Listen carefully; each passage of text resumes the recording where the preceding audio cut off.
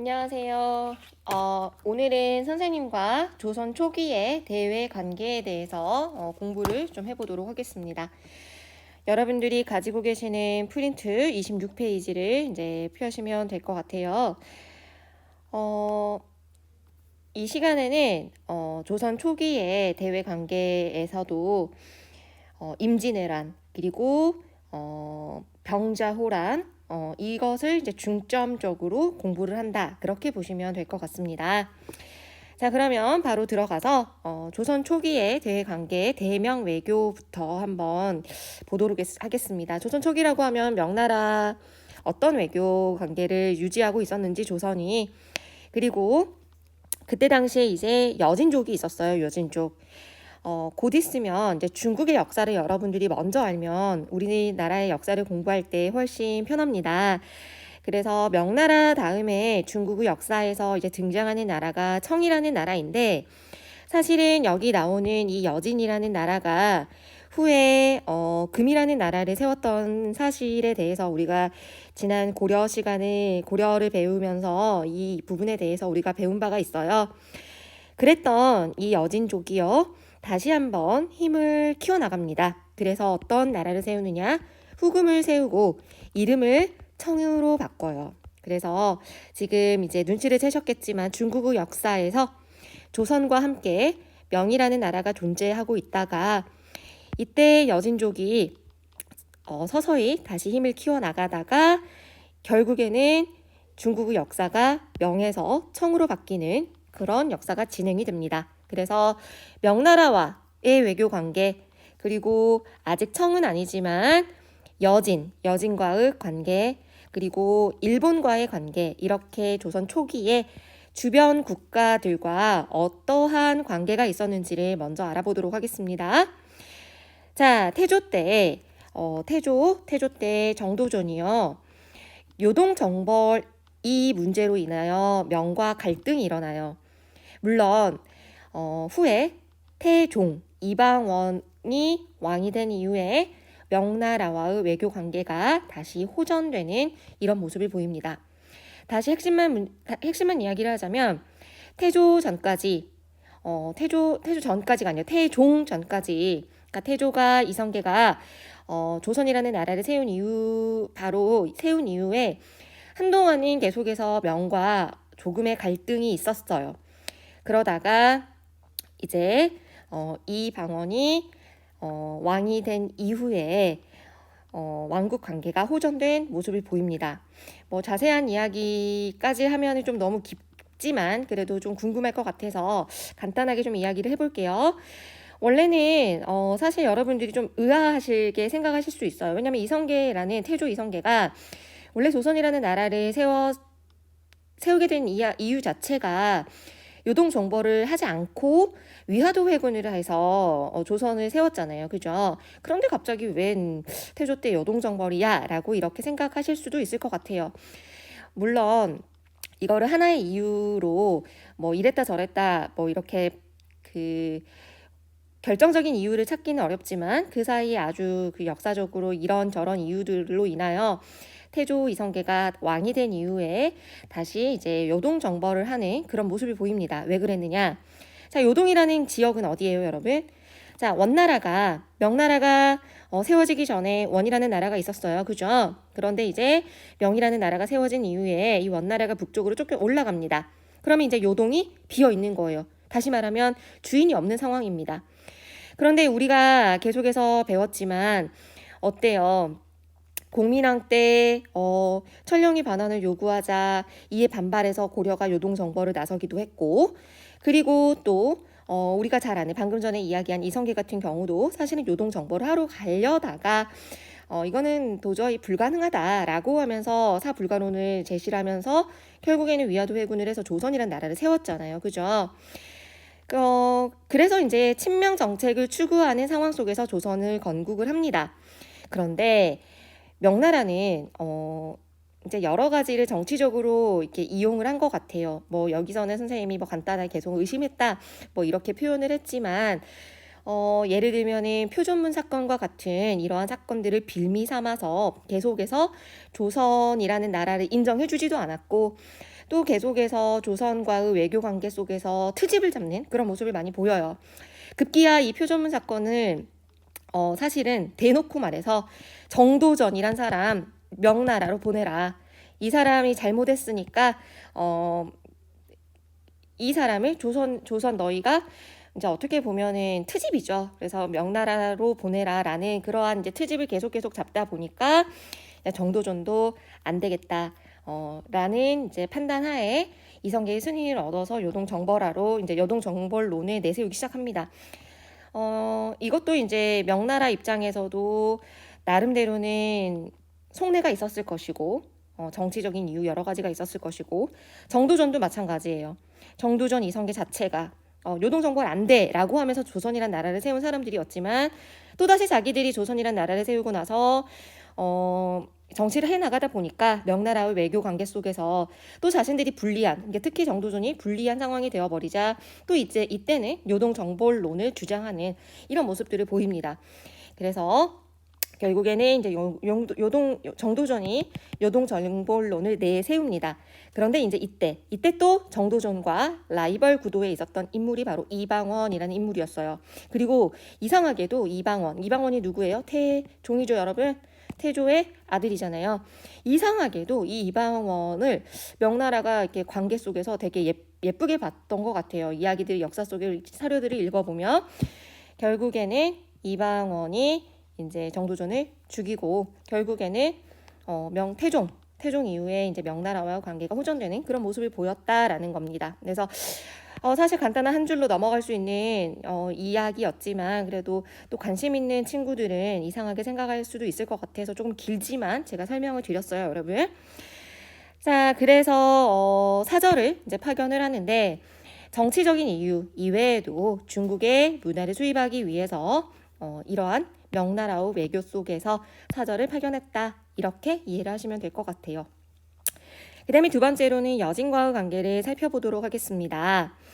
여진과의 관계에서는 크게 회유책과 강경책 두 개를 볼 수가 있어요. 회유책을 먼저 볼까요? 자, 회유책으로는 그 국경 부근에 사는 여진인들에게 차라리 귀순해라.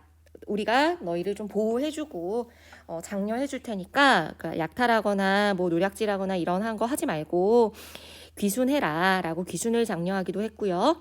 그리고 경성경원이라는 곳에 무역소를 설치를 해서 여진과 나름대로는 좋은 회유책의 일환으로 무역을 하려는 그런 모습을 보였다라고도 합니다. 무역소 위치 한번 잠깐 보여드릴게요. 여기 보면 경성경원 보이시죠? 여러분들이 가지고 있는 그 역사부도의 이 파란색 동그라미가 바로 여기 보이시죠? 무역소라고 해서 그래서 여진과의 관계 속에서 무역소를 여기에 설치를 했다더라. 그리고 북평관도 설치를 했대요. 이 북평관이라는 거는 지금의 동대문 그리고 뭐 이화여대 그 부속병원 그쪽 부근이라고 합니다. 그러니까 서울이죠, 여러분. 지금의 한양, 지금의 서울이죠. 그곳에 여진의 사신을 접대하는 이러한 북평관을 설치하는 이런 모습들을 보였습니다. 한편으로는 강경책도 여진에게 이제 여진과의 관계 속에서 강경책도 보여줬는데 진이나 보 그리고 여진 토벌 이런 모습들이 보여져요. 진보를 설치를 함으로써. 그래서 세종 때는 특히나 사군, 육진이라는 것을 설치하는 모습도 보입니다. 사군은 여진족을 몰아낸 뒤에 평안도 그리고 군사적 목적으로 여진을 몰아낸 뒤에 평안도의 사군, 함경도의 육진 지도를 또 봐야겠죠, 우리가. 자, 여기입니다. 사군, 육진. 그래서 사군 개척으로 우리가 여러분들이 기억하면 좋을 장군의 이름 최윤덕 장군이시고요. 육진 개척 김종서를 보내서 육진을 개척했다. 그러니까 여진을 내찍고 이곳에 어떻게 했다라는 거예요? 설치를 했다라는 거죠. 그래서 사군, 육진, 강경책. 그 밖에도 여진과의 관계 속에서 이러한 정책을 또 펼치기도 합니다. 북방 3인 정책이에요. 그러니까 그 북방 지역에 우리 조선이라는 나라에 조선 사람들이 살지 않으면 안 되잖아요. 땅을 뺏기게 됩니다. 그죠? 그래서 남방의 백성들을 그 북방 쪽으로 이주시키는 그러한 정책을 펼쳐서 여진과의 관계 속에서 나름대로 그 지역을 지켜내려는 이런 모습을 보여줬다라는 것. 그 다음에 토관제도라고 해서, 그리고 이제 그 원래는 지방 관리라는 거는 그 중앙에서 파견을 하는 경우가 이제 조선은 대다수였는데, 그 지방 사람들을 그 지방의 관리로 임명을 해줌으로써 그 지방을 어떻게 좀 대우를 해줬다라는 거겠죠. 그래서 이게 바로 여진과의 관계 속에서 조선 초기의 모습입니다. 자, 그다음 이번에는 일본과의 관계를 좀 살펴보겠습니다. 일본 역시 강경책과 회유책을 보여주고 있어요. 여기서 이제 대다수 말하는 지역이 지금 우리가 생각하는 일본이라기보다는 대마도라고 생각하는 게 조금 편합니다, 여러분. 그래서 물론 대마도, 스시마, 어떤 혹자들은 여기는 일본 땅이 아니야. 너희도 독도는 너희 땅이라고 하기 전에 대마도도 한번 따져보자. 이런 사람들도 요즘은 이제 종종 나타나고 있는데, 어쨌든 대마도라는 곳을 지금 이야기를 하고 있다. 그렇게 보시면 되고, 일본과의 관계 속에서 대마도를 정벌하러 이종무를 보내서 대마도를 정벌하는 강경책을 보여줬어요. 조선 초기에. 한편으로는 회유책으로 제한된 무역을 허용하는 그런 모습을 보입니다. 왜냐하면 대마도라는 이 지역, 이 섬 자체가 대단히 척박해요. 그래서 어느 정도는 무역을 좀 해야 하고, 그리고 약간의 먹을거리들, 그러니까 쌀 같은 그런 먹을거리들을 제공을 받아야 이렇게 살 수 있었다라고 합니다. 그래서 무역이 제한된다거나 아니면 가뭄이 일어난다거나 이럴 경우에 일본 사람들이 대마도에 이렇게 거주를 삼아서 지역을 거점으로 삼아서 외구가 출몰하는 경우가 많았어요. 우리 조선 때. 그러다 보니까 이제 일본과의 관계에서 대마도가 조선 초기에 일본과의 관계하면 대마도 이야기가 자주 나오는 겁니다. 그래서 강경책으로는 이종무의 대마도 정벌이라고 한다면, 회유책으로는 그러한 측면에서 어느 정도 제한적으로 무역을 허용해줬다라는 거. 그래서 부산포, 염포, 제포 이렇게 세 개의 항구 3포를 개항해줬다는 이것도 회유책이라고 보시면 되고, 그 이후에 이제 개해약주, 삼포 외란, 을묘 외란 이게 있어요, 여러분. 지금 이거를 이따가 제가 이 표, 여러분 가장 아래 보면 일본과의 관계 지금 여기 표 있거든요. 이걸로 한번 정리시켜 드릴게요. 그래서 여기서는 그냥 읽고만 넘어갈게요, 여러분.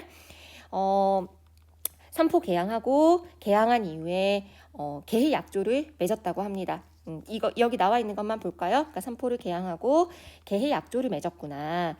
세견선이라는 거는 무역선이다라고 보시면 됩니다. 스시마섬 그 도주에게 그 허락한 50개의 배, 그러니까 무역선 50개만 너희 허락할게. 이 너희 딱 이 약속된 이 50척만 무역할 수 있는 거야. 이런 겁니다. 그 다음에 해마다 대마도주에게 내리는 조선의 왕이 내리는 어떻게 보면 쌀이라고 보시면 돼요. 그래서 쌀과 콩 200석 이게 이제 개해 약조입니다. 그래서 세종 때 삼포 개항 이후에 이렇게 개해 약조를 맺었구나. 그럼 삼포 개항 위치도 한번 우리가 볼까요, 여러분? 삼포 개항 여기가 지금 스시마 섬입니다. 지금의 일본이 여기 있죠. 그러니까 위치적으로 지금의 대마도입니다. 그래서 여기도 스시마 섬 이종무 이렇게 나와 있는데, 연포 지금의 울산, 부산포, 제포, 진해입니다. 그래서 이렇게 개항을 해서 개해 약조를 맺었다라는 것. 그 이후에 이제 16세기가 되면은 중종 때 삼포 외란이 한번 터졌지. 삼포 외란이 일어나고요. 그리고 또 을묘 외란도 일어납니다. 그러니까 이 외란이 일어나면 또 다시 관계를 끊고, 그리고 또 시간이 지나면 다시 한번 약조를 맺어주세요라고 하면 또 계약을 맺고, 그러다가 또 외란이 터지고, 이런 아무래도 바로 옆에 존재하고 있는 나라다 보니까 이런 관계들이 좀 이렇게 일어났던 것 같아요. 그래서 일본과의 관계 이거는 이제 이따 표로 한번 우리가 보도록 하겠습니다. 자, 외란. 이제 하일레이트입니다. 우리가 참 길게 왔는데 아주 많은 이야기를 선생님이 한 것 같지만 이제 핵심으로 들어가요. 이제 핵심으로 들어갑니다. 외란으로 들어가 보도록 하겠습니다. 자, 여러분, 외란이라고 한다면 무엇을 의미해요? 보통은 그렇죠. 임진왜란을 우리는 보통 이야기를 합니다. 그죠? 일본 외놈들이 이제 쳐들어온 란이라고 해서 임진왜란이라고 하죠. 임진년에 쳐들어온 임진왜란과 97년에 정유재란 이 두 가지를 좀 비교해서 구별해서 우리는 이 시간에 공부를 좀 해보도록 하겠습니다. 자, 아무래도 이 외란을 들어가기 전에 이거를 이제 외란의 전개를 연도순과 그리고 지도와 함께 보는 것이 여러분들이 이해하기에 훨씬 편하실 것 같아서 먼저 역사 부도에 있는 내용을 먼저 같이 함께 살펴보고 다시 프린트로 와서 그것을 살펴보는 시간을 갖도록 하겠습니다. 자, 1592년 임진왜란이 터집니다. 어떤 개그맨이 이렇게 말하더라고요. 참 재미있는 이야기였어요. 1592 있을 때가 아니야. 어서 도망가. 그래서 1592년이래요. 외워졌죠? 보통서는 얘들아 열세구두 때 조선이 건국됐고 그로부터 딱 200년 후에 1592년 15구두, 열세구두 그렇게 하거든요. 말도 안 되는 아무 말 대잔치인데 열세구두 때 조선이 건국이 되고 15구두 때 임진왜란이 터졌어. 200년이야. 이렇게 이야기를 하기도 합니다. 그래서 어쨌든 이러고 있을 때가 아니야. 임진왜란 터집니다. 자, 임진왜란이 터졌다라는 거 한번 여기 볼까요? 일본군 침략로 초록색 보이시죠, 여러분? 보이시죠? 와, 이게 보입니다. 이 초록색이에요. 임진왜란이 터지자마자 여기 보이시는 상주정투 일부러 선생님이 노란색으로 표시해놨어요. 여러분들 보시기 편하라고. 충주정투, 함성함락까지 1592년에 4월 13일에서 거의 4월 18일 엄청나게 빠른 속도로 한성이 함락이 돼버렸네요. 그죠? 거의 이렇게 침략을 해 가는데 불과 몇 년이란 시간이 걸린 것도 아니고 그래서 1592년 이 시기만에 상주 전투, 충주 전투 이때 당시에 관군이 이제 지키고 있었는데 관군이 모두 패배를 해버려요. 그런데 다행히도 이때 한산도 대첩 여기 보이시죠? 주황색 분홍색으로 제가 선생님 표시해놨어요. 1592년 7월에 이순신 장군이 우리가 하객진 전법이라고도 많이 여러분들 들어보신 적 있을 거예요. 한산도 대첩에서 우리가 우리 조선의 이순신 장군이 이끄는 수군이 승리를 거두게 됩니다. 그러면서 이 남해의 제해권을 장악을 하게 돼요. 자, 이게 왜 의미가 있느냐? 왜군은 그때 당시에 임진왜란을 어떤 식의 전략을 짜고 있었냐면 수륙 병진 작전이라고 해서 수군 그다음에 바다 육지 모두 다 이렇게 앞으로 나아가자라는 그러한 전략을 짜고 있었죠. 그런데 이순신 장군이 한산도 대첩에서 92년 7월에 이제 왜군들은 육지에서 쫙쫙쫙쫙 진군해 가고 있고 관군은 다 패배해 갔고 이런 와중에 이순신 장군께서 한산도 대첩으로 남해 제해권을 장악함으로써 식량 보급을 지켜내는 그리고 이때 당시 호남 지방을 곡창지대죠. 어떻게 보면 크게 기여하는 그런 모습을 보여줍니다. 그러니까 수군이 활약을 함으로써 어떻게 보면 임진왜란의 왜군들의 사기를 꺾은 거죠. 그러면서 행주대첩. 자, 93년에 행주대첩 보이시죠, 여러분? 93년에 행주대첩, 권율 장군의 행주대첩에서 또 우리가 한 건 올리고요. 그러면서 또 조명연합군, 그러니까 명나라 도와줘라고 했는데 여기 보시면 여기서 이제 상주전투, 충주전투 터졌죠. 여기서 광군이 패배하고 이때 이제 우리는 바로 명나라에게 한양이 함락되자마자 5월 2일 날 이제 한양성이 함락이 되자마자 바로 명나라에게 원군을 요청을 해요. 자, 그래서 명나라가 이렇게 원군을 옵니다. 그러면서 조명연합군이 다시 평양도 탈환하고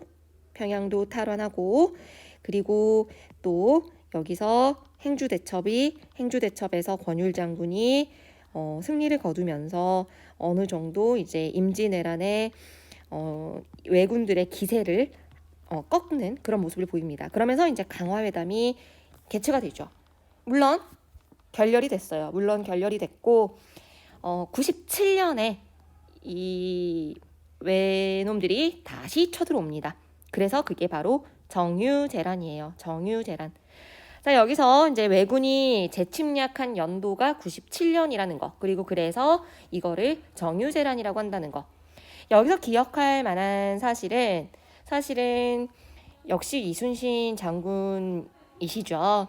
명랑해전과 노량해전이에요. 자, 97년에 명랑해전 보이시죠? 자, 97년 제가 선생님이 보라색으로 같이 해놨어요. 이때라는 거. 자, 해남이죠. 뭐 울돌목 많이 들어보셨죠? 이 울돌목에서 명랑 대첩으로 이순신 장군이 크게 승리를 거두시고 한편 해양 그 바다에서 수군이 명랑해전으로 큰 승리를 거두었다면 직산에서는 직산 전투로 이제 또 육군이 왜군들을 격퇴하는 그런 성과를 올립니다. 다시 말하면 97년에 명랑해전, 직산 전투, 직산과 해남의 두 가지를 여러분들이 먼저 연도순으로 좀 기억을 합시다. 그리고 마지막에 이제 98년에 이제 거의 사실은 이제 우리가 승리를 거뒀다라고 보면 돼요. 이제 태각하는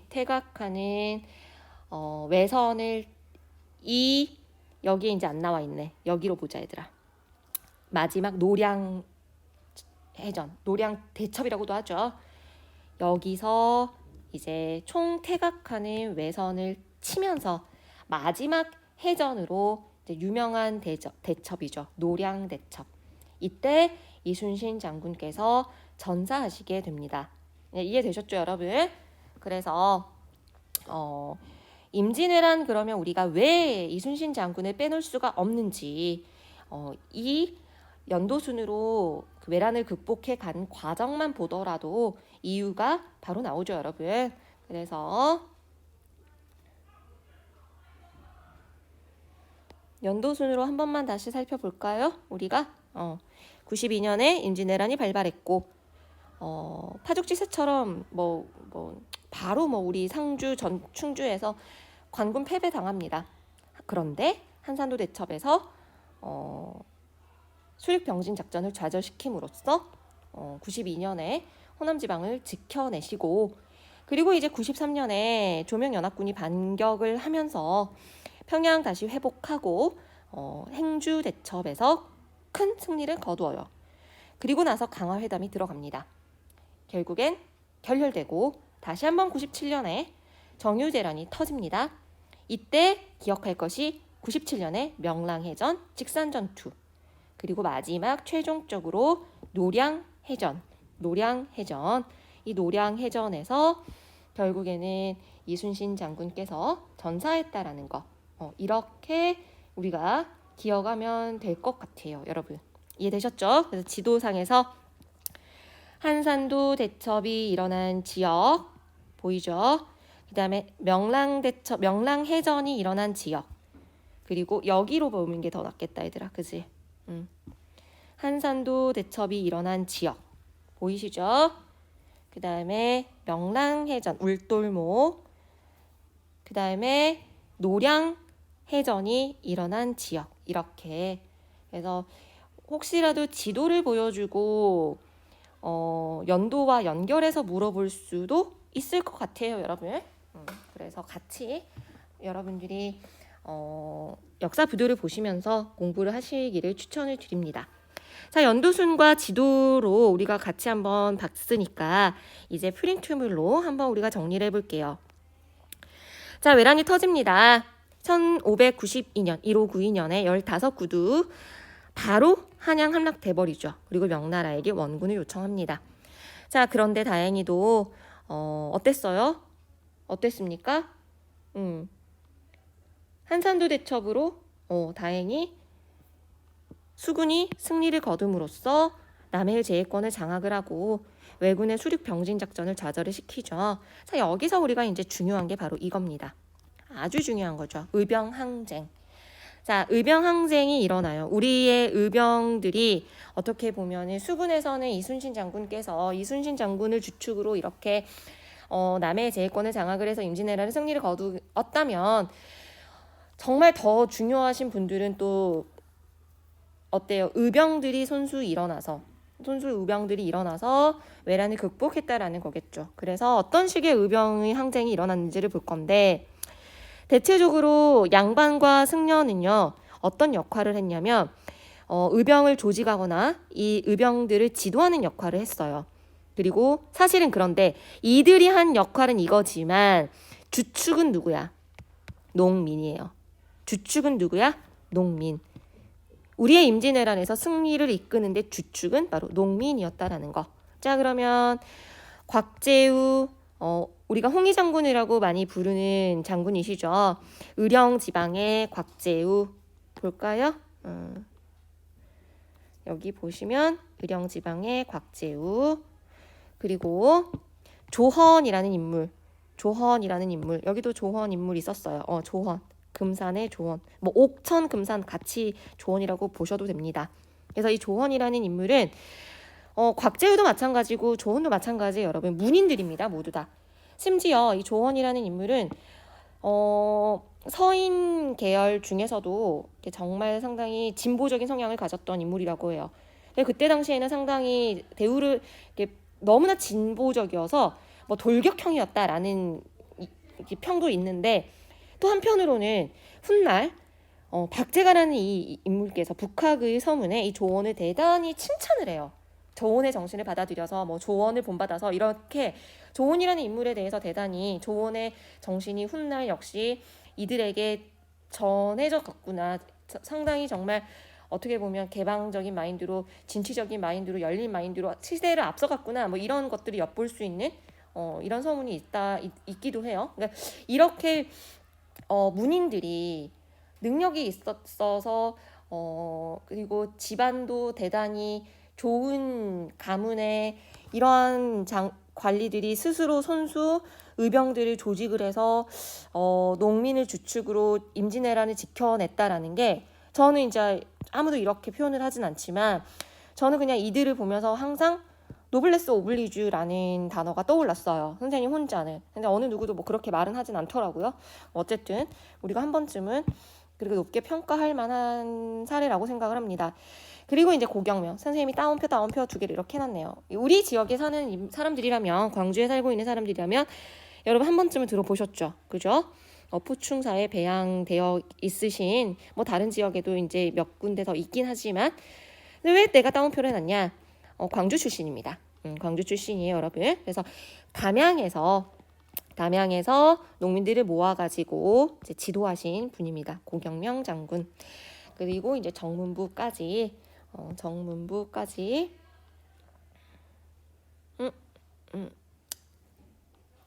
여기엔 안 나오네. 북간대첩비로 유명한 사람인데 어디서 봤는데 왜 없지? 여기 있다. 그러지.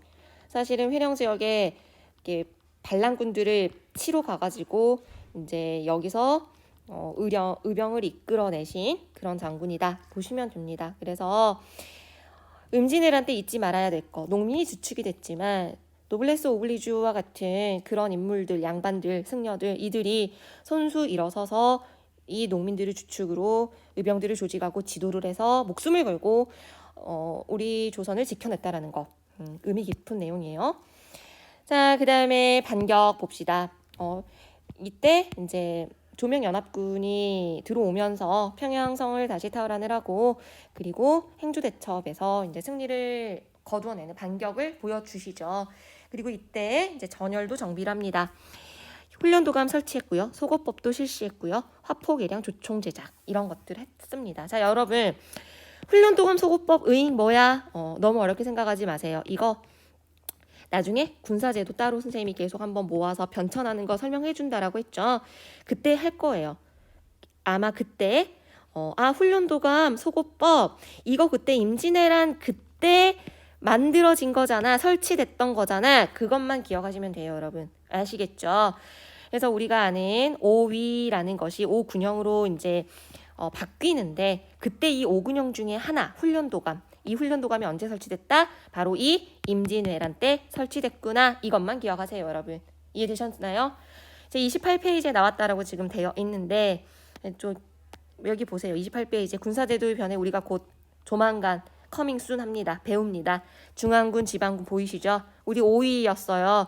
이게 이제 나중에 5군형 체제로 바뀌는데 이게 바로 5군형 체제예요. 이 중에서 훈련도감 여기 있잖아. 임진왜란. 그지? 이거 말하는 거야, 지금. 그 다음에 지방군이 소고군으로 편제가 된대. 이게 지금 이거 설명, 그때 가서 우리가 배울 건데, 소고군 체제로 바뀌는 거. 이거 두 개 다 훈련도감, 소고군 지금 이 단계에서는 우리가 뭐만 알자? 이거 두 개 다 뭐다? 임진왜란 때 어떻게 된 거다?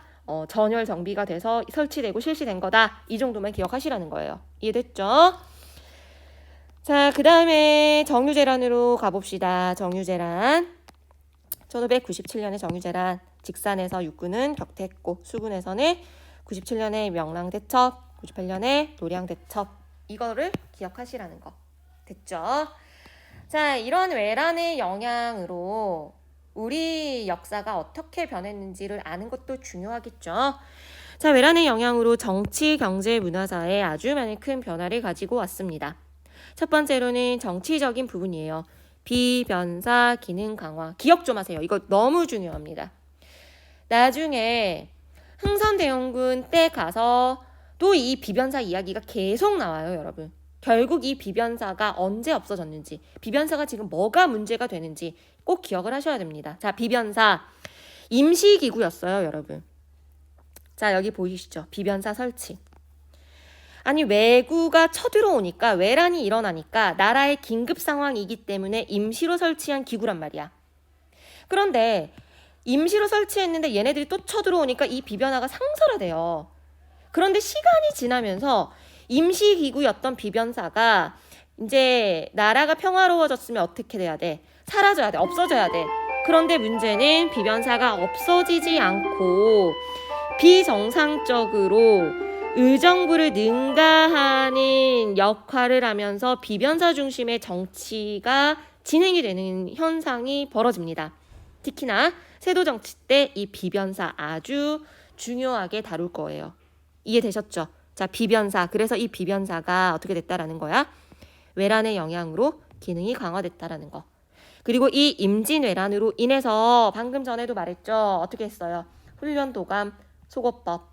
훈련도감이라는 것이 설치가 됐고 속어법을 이때 실시했다라는 거. 알겠지? 자, 그 다음에 경제적으로는 인구가 격감했어요. 이거 당연한 얘기죠. 그 다음에 뭐 양안이나 호적, 뭐 토지대장, 뭐 인구를 적어놓은 이런 호적, 이런 것들이라고 보시면 돼요. 이런 것들이 이제 불타서 없어져 버리니까 국가 재정이 악화되죠. 세금을 거둘 수가 없잖아. 그지? 그 다음에 문화재의 소실도 상당히 컸어요, 여러분. 불국사랄지, 뭐 경복궁이랄지, 그리고 뭐 이거 사고. 이제, 이것도 이제 따로 선생님이 나중에 문화사 이야기할 때 이제 이 사고가 4대 사고, 불탄 이후에 5대 사고 뭐 이렇게 다 이야기를 하게 텐데 이때 이제 임진왜란 때 전주 사고를 제외하고는 모두 다 불타버려요. 다행이죠. 전주 사고는 살아남아서 우리의 역사가 어떻게 보면 아직도 남아 있다라는 거. 국제적인 영향으로는 중국. 자, 명나라가 이제 쇠퇴합니다. 그러면서 여진족이 성장하는 모습을 보여요. 미안하게도 이 명나라가 우리 조선에게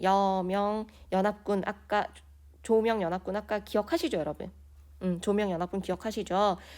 조선이 명나라 도와줘라고 했더니 도와주러 왔단 말이에요. 사실은 근데 명나라 입장에서는 이게 상당히 재정적으로 압박이 컸어요. 그래서 조명연합군에서 우리 조선은 큰 도움을 받았지만 나름대로는 그게 또 작은 이유 중에 하나가 돼가지고 명나라가 쇠퇴하는 그러한 중국의 역사가 진행이 되고요. 그러면서 반면에 여진족이 커가는, 여진족이 성장하는, 그러면서 이 여진족이 어떤 나라를 세우는 거야? 후금. 그리고 이 후금이 어떤 나라를 어떻게 이름을 바꿔요? 청나라. 아까 선생님이 초반에 명나라 여진족 이야기하면서 이 부분에 대해서 간단하게 설명드렸죠. 이게 이제 임진왜란 이후에 역사가, 중국의 역사가 이렇게 바뀌는 모습을 보입니다. 그러면서 명청교체. 한족이 세운 명나라가 멸망하고 여진족이 세운 청이라는 나라가 중국을 차지하게 되는 거죠. 명청교체. 한편 일본은 이 임진왜란으로 인하여 나름대로 또 문화적인 자극을 받아서 발전을 또 해요. 배 아프죠. 도자기공 2, 3평이나 잡혀간, 그리고 뭐 활자공들 많이 포로로 잡혀갔고, 그리고 강항으로 대표되는 성리학자들이 잡혀가면서 일본의 입장에서는 그 당시에 문화적인 자극을 받았다라는 거, 국제적인 영향을 받았다라는 거, 이렇게 기억을 하시면 될 것 같습니다. 자, 그 다음에 대일국교 재개 그리고 통신사 파견, 제목이 이겁니다.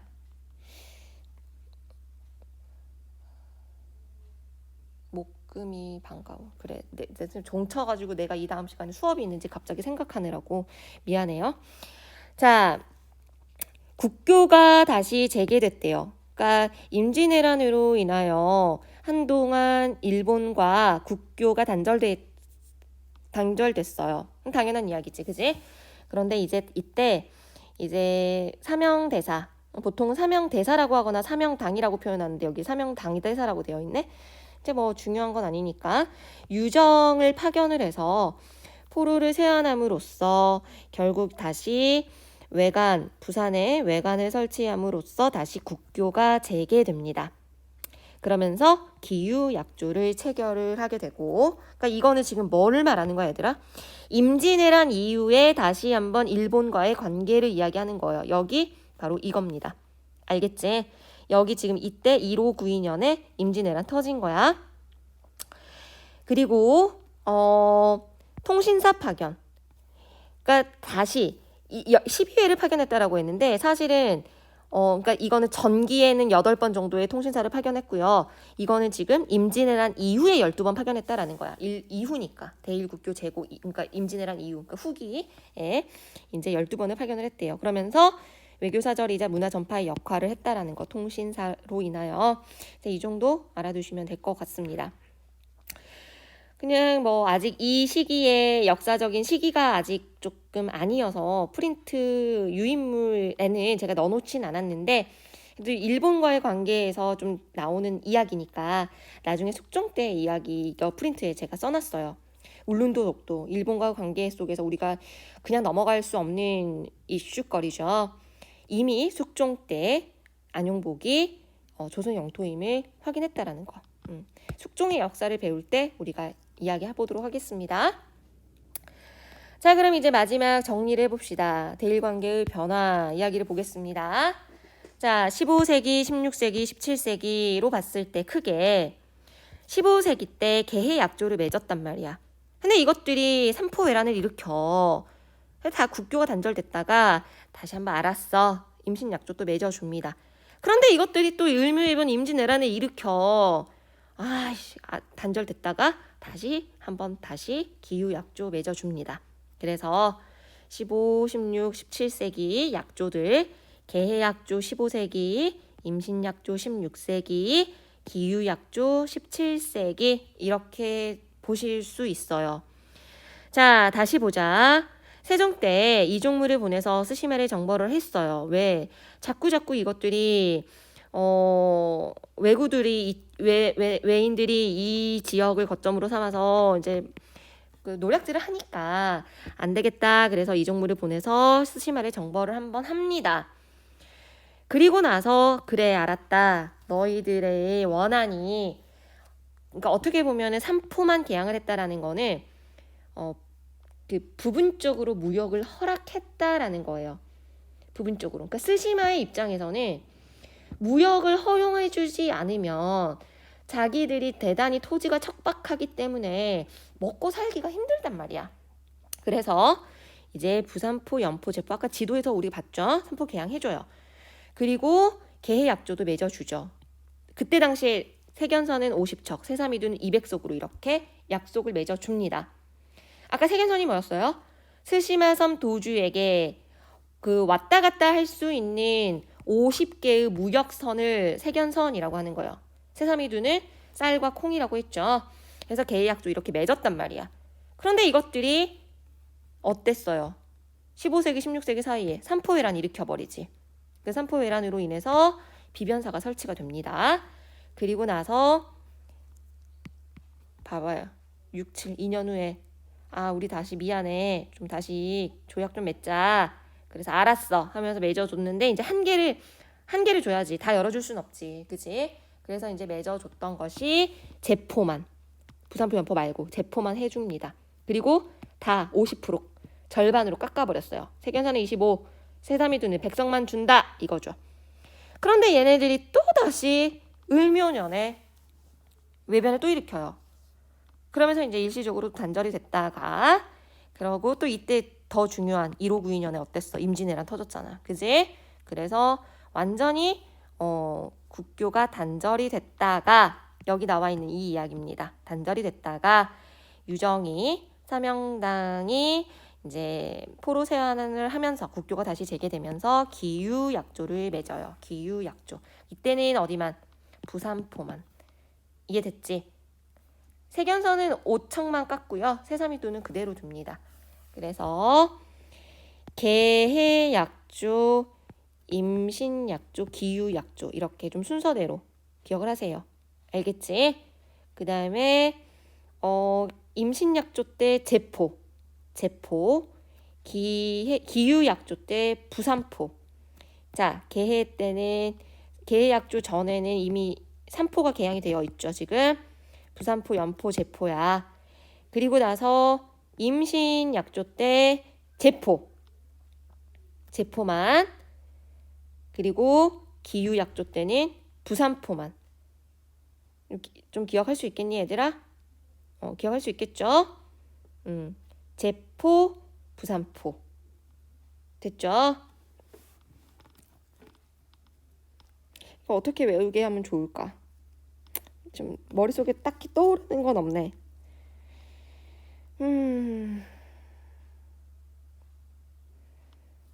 15세기 계임기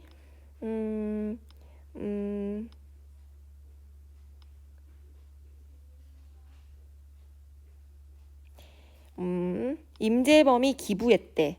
정말 말도 말도 안 되는 소리. 임재범 이재자도 아닌데 임재범이랑 가수 아니 여러분? 임재범이 기부했대. 외울 수 있겠죠 여러분? 그제 개, 임기, 제포만, 기, 부산포만. 외우지 말던지 이렇게 알아서 하세요. 좀 창피해지려고 하니까 바로 넘어가겠습니다. 자, 그래서 우리가 이것까지 봤고 이제 이번에 이제 호란으로 가봅시다. 호란 빨리 끝냅시다. 자, 호란은 뭐야 얘들아? 누가 쳐들어온 거야? 후금이 쳐들어온 거예요. 이해됐죠?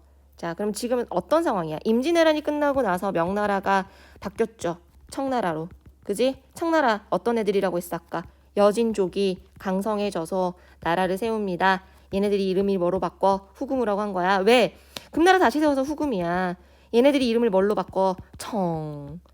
엄청난 부강한 나라가 되로 발전하는 정말 어마무시한 나라죠. 청나라. 광해군이요. 중리배교를 펼치게 된 이유.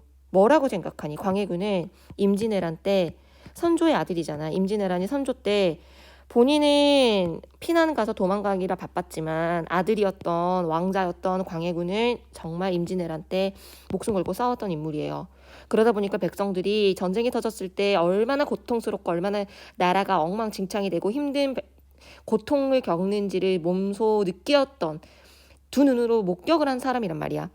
그리고 광해군이 봤을 때 지금 현재 명나라라는 나라는 이제 어때? 지는 애인 거야. 청이라는 나라가 떠오르는 해잖아. 후금이 건국을 한 이후에 명나라가 야 도와줘 이러면서 조선한테 원군을 요청을 한단 말이야. 참 곤란한 상황이 되죠. 왜? 우리는 임진왜란 때 명나라에게 도움을 받았어. 그지? 그런데 지금 봤더니 왕의 입장에서 명나라는 지는 애고 금이라는 나라는 떠오르는 사람 말이야.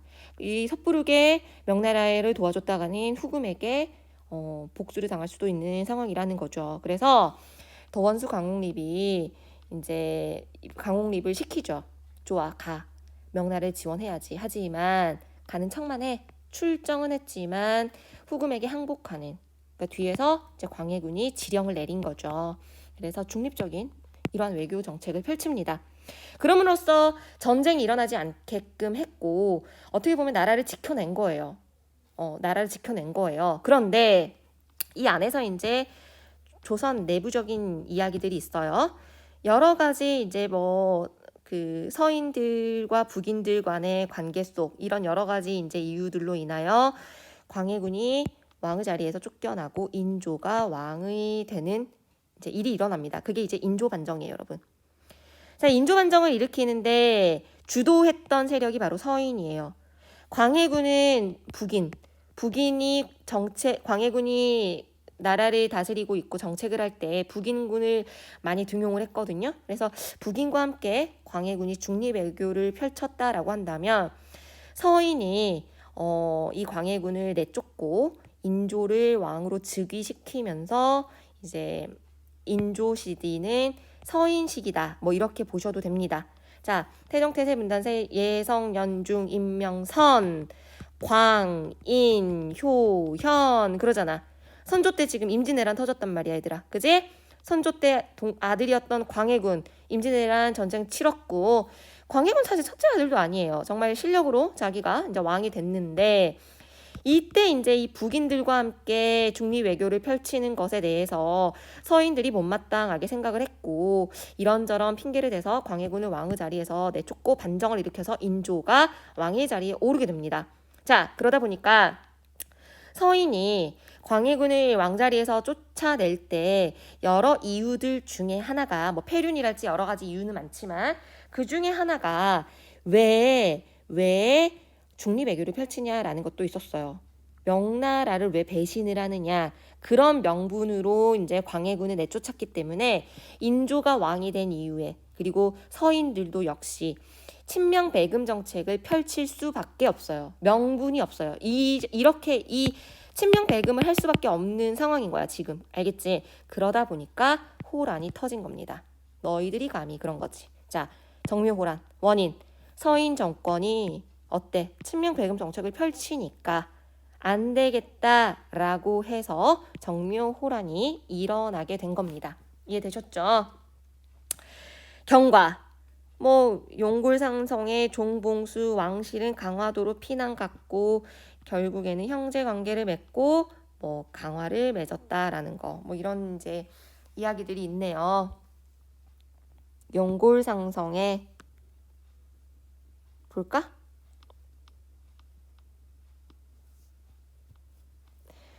명군이 가도 여기가 이제 섬이에요, 여러분.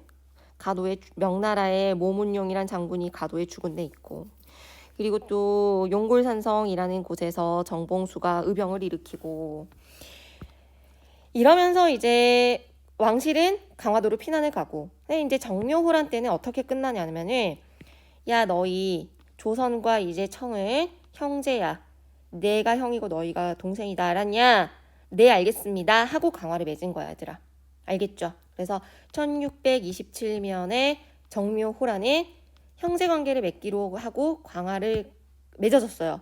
근데 후에 다시 병자호란이 터져요. 또 쳐들어와요. 병자호란. 이때는 이제 뭘 요구하느냐? 형제관계를 넘어서서 군신관계를 요구하게 됩니다. 여기 보이시죠? 군신관계. 형제관계가 아니고 뭘 요구했니? 군신관계를 요구한 거야. 이해됐죠? 그래서 이때 이제 병자호란이 일어날 때쯤이면 이제 후금이 아니고 이제 이미 국호를 청이라고 바꿨고 황제 청 스스로 이제 왕이 아니고 황제라고 칭하면서 너희 조선의 황제인 우리의 군신 국가가 되거라 라고 하면서 병자호란을 터트린 겁니다.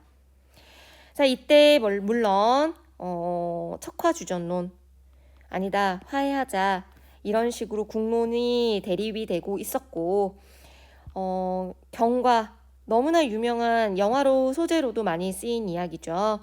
청이 침략을 해서 이렇게 부강하고 지금 명나라까지 무너뜨린 정말 커가는 이 나라를 조선이란 나라가 사실은 상대하기 힘들었죠. 그래서 한양 함락되고요. 남한산성에서 이제 항전을 합니다. 결국에는 어떻게 썼어요? 결론이 어떻게 됩니까, 여러분? 그렇죠. 인조가 삼전도에서 항복을 하죠. 이게 바로 남한산성 영화에서도 나오는 그러니까 서울하고 남한산성 이어주는 이 삼전도라는 나루터에서 이제 항복을 함으로써 삼전도의 굴욕 뭐 이렇게 우리 역사 속에 상당히 가슴 아픈 역사로 남아 있죠.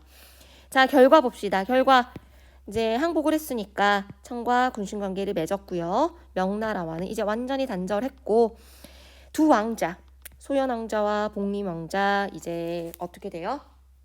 그래요.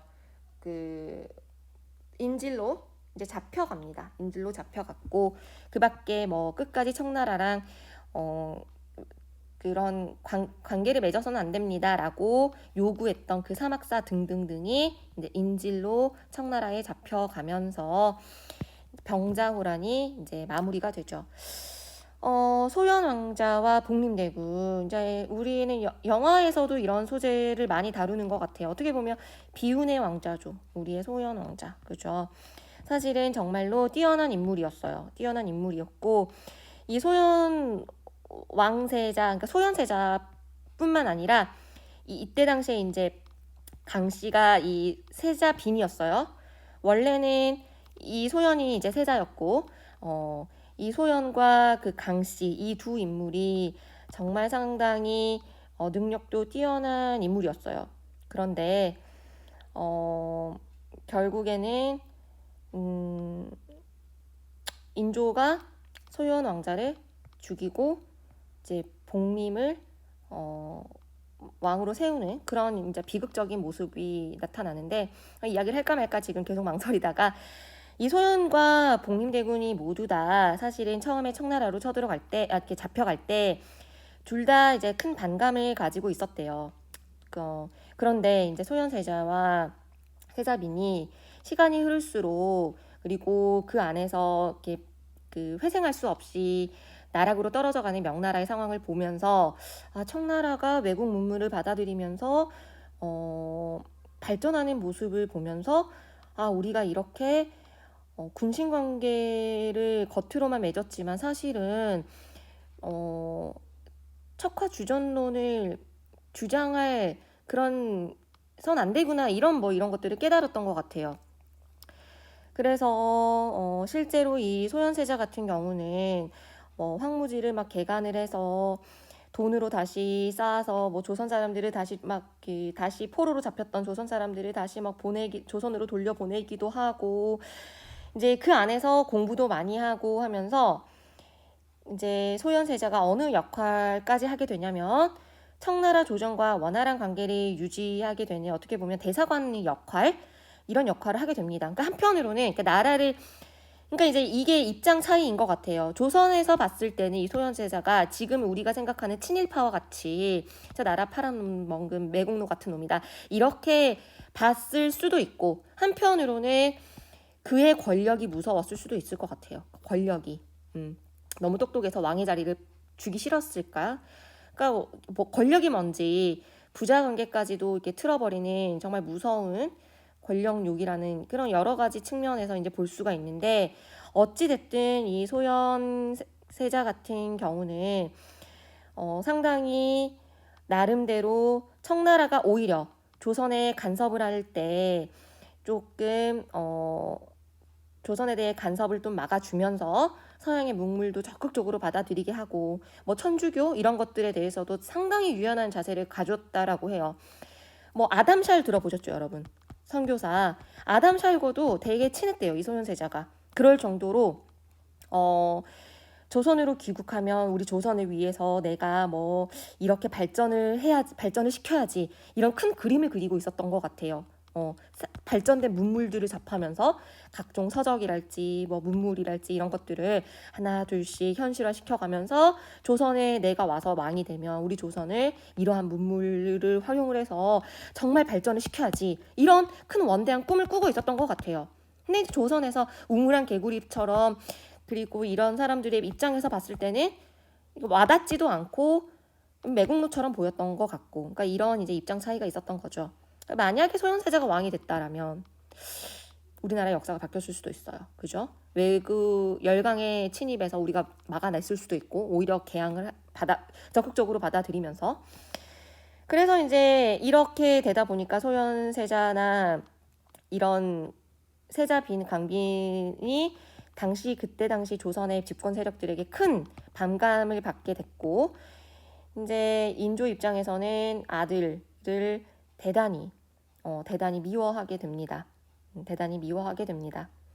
왜냐하면 인조 자기 스스로가 이 청나라의 문물을 받아들이고 적극적으로 지금 이렇게 신문물을 열려고 하니 이런 모습의 소현세자와는 자신들의 정통성을 부정하는 일이잖아요. 광해군 자체를 처단하고 인조가 반정을 일으킨 데는 친명 배금 정책을 주장을 하면서 이미 왕이 된 사람이기 때문에 이게 정통성을 부정하는 일이 돼버리기 때문에 사실은 인조 스스로가 청나라의 이러한 개방적인 마인드를 갖는 것 자체가 사실은 불가능했을 수도 있을 것 같아요.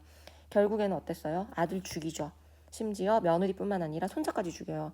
잔인한 사람인 것 같아요. 그래서 유배생활 10년 동안 이 소현세자 정말 서적 읽으며 자료며 내가 이 조선 어떻게 발전시키겠다라는 이런 꿈 가지고 귀국을 했는데 어떻게 돼요, 여러분? 죽게 되는 거죠. 그래서 뭐 유연한 사고나 뭐 백성들을 생각하는 이런 마음들 그리고 권위의식 같은 거 없이 이런 사람들을 이제 이 소현세자가 만약에 왕이 됐다라면 어땠을까? 상당히 뭐 결국에 소현세자가 죽고 복림대군이 왕이 되면서 또다시 무슨 모습을 보입니까? 북벌론. 여기 보이죠, 여러분? 북벌론. 여기서 이제 이야기를 할 거니까 제가 이 이야기를 좀 더 계속 할게요. 효정이 북벌을 추진을 해요. 사실은 말도 안 되는 이야기야. 무슨 북벌이야, 지금. 실제로 북벌론을 주장을 했지만 그만큼의 성과도 단 하나의 성과도 없었어요. 단 한 뼘의 영토를 확장시키지도 못하고 오히려 도조선은 더 경직된 사회로 예학, 명분론 이런 결과만 가져오고 그 안에서 정말 말도 안 되는 뭐 예속 논쟁과 같은 정말 말도 안 되는 걸로 진짜 뭐 시간만 보내고 있고 물론 이거 자체가 복림대군 효종의 정통성에 대한 논란이기 때문에 그들 입장에서는 중요했을지 모르지만 정말 쓸데없는 일로 명분론 이런 것들 따위로 시간을 소모하는 이런 복림대군 효종 때의 이런 아까운 시간들 만약에 소현대자가 왕이 됐다라면 과연 어땠을까라는 이러한 좀 아쉬움이 있죠. 뭐 물론 역사의 가정이라는 건 없으니까.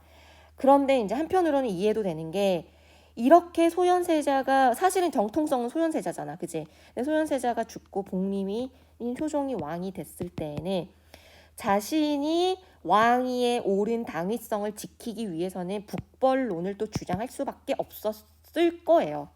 마치 인조가 광해군을 죽이고 본인이 서인들과 함께 인조 반정을 일으켜서 왕위에 된 이유 중에 하나가 친명 배금 정책이었다라면 이 효종 역시 소연이 아닌 자기가 왕이 된 데에 대해서 어느 정도의 정당성을 가지기 위해서는 북벌론을 주장할 수밖에 없었을 수도 있겠구나, 이런 생각도 듭니다. 자, 그래서 북벌론 1차 북벌론 때는 효종 때예요. 방금 이야기한 것처럼 송시열, 그다음에 뭐 송중길, 이완 이런 인물들이 이제 제기를 해서 이 북벌론을 이제 주장하면서 어영청이랄지 뭐 성곽 수리 이런 모습을 보여줍니다. 어영청 아까 한 이야기랑 이제 비슷한 건데 이거예요, 여러분. 어영청 아까 5군에서 5위에서 5군형 바뀌는 거 나중에 우리가 다음 시간에 군사제도 배운다라고 했죠. 훈련도감 아까 임진왜란 중에 만들어진 거라고 했지. 이 어영청입니다. 이 어영청 인조 때 이제 세운 건데, 이 어영청을 이제 인조 때 만들었던 이 어영청을 좀 더 강화하고 성곽도 수리하면서 이제 북벌론을 주장하는 모습을 보이다가 효종 사후에 중단돼요. 그러다가 다시 숙종 때 2차 북벌론이 일어납니다. 왜 그랬냐? 이때도 이제 청나라가 정세 변화가 좀 있으니까 갑자기 윤유가 이제 제기하면서 숙종 때 북벌론이 일어나요. 이 정세 변화라는 건 뭐냐? 3번의 난이라고 해서 이제 5.3계로 대표되는 이제 청나라가 세워질 때, 청나라가 들어올 때 이제 명나라 안에서 명나라 장수들이 이제 어쨌든 명이라는 나라는 지는 해구나라는 걸 깨닫고 이 청나라가 중국 땅의 나라에 들어올 수 있게끔, 청이라는 나라를 세울 수 있게끔 도와준 장군들이 있어요. 그들이 이제 3명의 명나라 장군인데, 이들이 이제 청나라에서 우대를 해줘서 아직 3번이라고 해서 3개의 번이라고 해서 이제 이 지역을 이제 하사를 합니다. 대우를 해준 거죠. 근데 이제 시간이 지나면서 청의 입장에서는 이게 이제 서서히 걸림돌이 되는 거야. 얘네들이 언제 반란 일으킬지 모르잖아. 또 얘네들은 어쨌든 한족들인데, 그지? 청이라는 나라는 여진족이 세운 나라고, 그러다 보니까 이제 얘네들이 압박을 느끼다가 이제 난을 일으킨 거예요, 결국에는. 지금 어때? 청나라가 조금 어지럽죠. 이 3번의 난으로. 이때 이제 지금 청나라가 좀 이상해, 어지러워. 제기된 게 북벌론이에요. 사실은 뭐 말도 안 되는 일이었죠.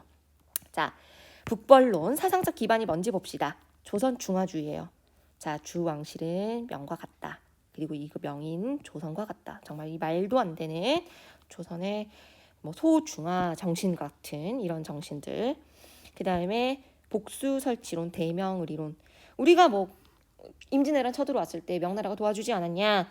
그 다음에 삼전돌 규력을 우리 치욕을 싣고 명나라의 원수를 갚자, 뭐 이러면서 이런 것들이 이제 사상적 기반이 돼서 북벌론을 주장했다라는 거.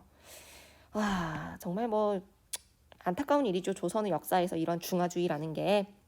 그 다음에 뭐 대명의리론, 북한론 이런 것들 대두됐다라는 거 제가 이제 한번 읽어보시라고 실어놨어요. 자, 여기까지 해서 여러분 우리가